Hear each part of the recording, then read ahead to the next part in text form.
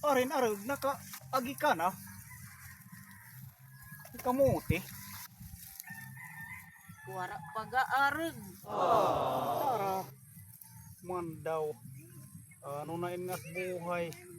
Kapobrihan man daw nga ora-ora.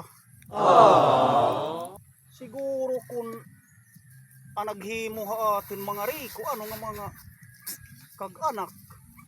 Di manggakit hinahinunog at tara.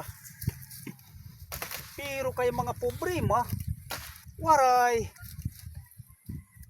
Natakas na nga ni lugar akhina. Adlaw-adlaw na la, kamuti. Aga kilip, kamuti, pangiklip. Ano daw lahin, it maupay nga buhay. Arag. Kung nakakuang gadlakit kunta, hindi siya naman la nagka grade 5. Anak pangiskwela, ano arag?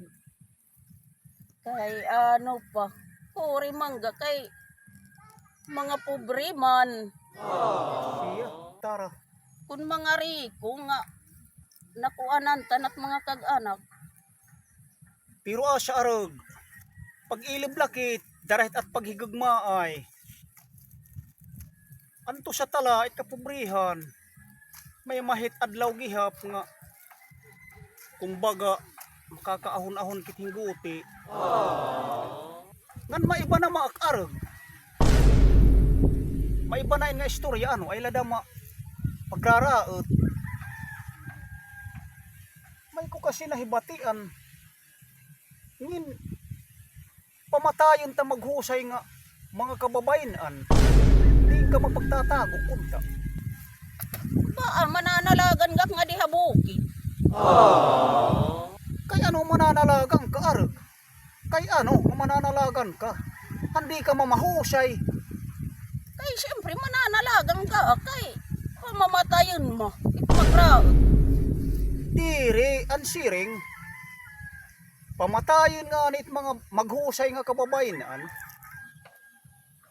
Siyempre, ambot ka nasing ka mga magtatago ka. Baka magtatago ga, hindi man gayon mapapatay, bisa man gayon mga raot.